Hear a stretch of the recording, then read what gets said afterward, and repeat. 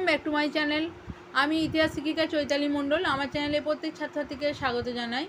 আজকের ভিডিওটি কলকাতা বিশ্ববিদ্যালয় সেকেন্ড সেমিস্টার পাসের ছাত্রছাত্রীদের জন্য।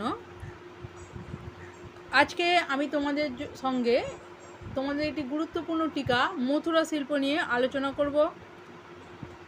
এই কোশ্চেনটা তোমাদের পরীক্ষায় আসার খুবই চান্স আছে।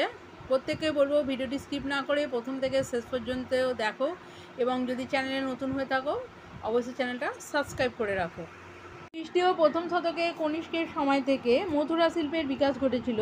গান্ধারের ন্যায় মথুরা ভাস্কর্য শিল্পে বুদ্ধমূর্তি নির্মাণের বিষয়টি এক গুরুত্বপূর্ণ স্থান অধিকার করে আছে। প্রসঙ্গত উল্লেখযোগ্য, শুঙ্গ কর্ণ আমলে ভারত বুদ্ধগয়া ও সাঁচি শিল্পের ঐতিহ্যের সঙ্গে মথুরা শিল্পের যোগসূত্র। এর সঙ্গে আরও বলা প্রয়োজন, মথুরার সমস্ত ভাস্কর্যগুলি নির্মিত হয়েছিল লাল বেলে পাথরের দ্বারা।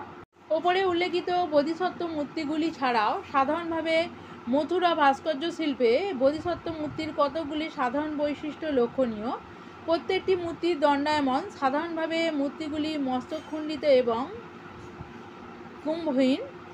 এগুলির কপাল কোনো অন্যান্য ঊর্ধ্বাঙ্গ অংশত আবৃত। বোধিসত্ত্ব মূর্তি মথুরা শিল্পে প্রধান হলেও এবং উপজীব্য ছিল না, অর্থাৎ বৌদ্ধ ধর্মে কেবল মথুরা শিল্পে প্রভাব ফেলেনি, জৈন ধর্ম অন্তত কিছুটা প্রভাব ফেলেছিল এর ওপর।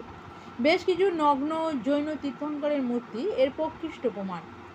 অনেকে মনে করেন মথুরা শিল্প রোমান প্রভাব পড়েছিল, আবার মথুরা শিল্পের মধ্যে ভারতীয় শিল্প ঐতিহ্যের ধারাবাহিকতা প্রতিফলিত হয়ে ওঠে। যাই হোক, মথুরা শিল্পের সঙ্গে অন্যান্য শিল্পের মিল থাকলেও সামরিক বিষয়ে বলা যায় যে মথুরা শিল্প ছিল বৌদ্ধ শিল্প।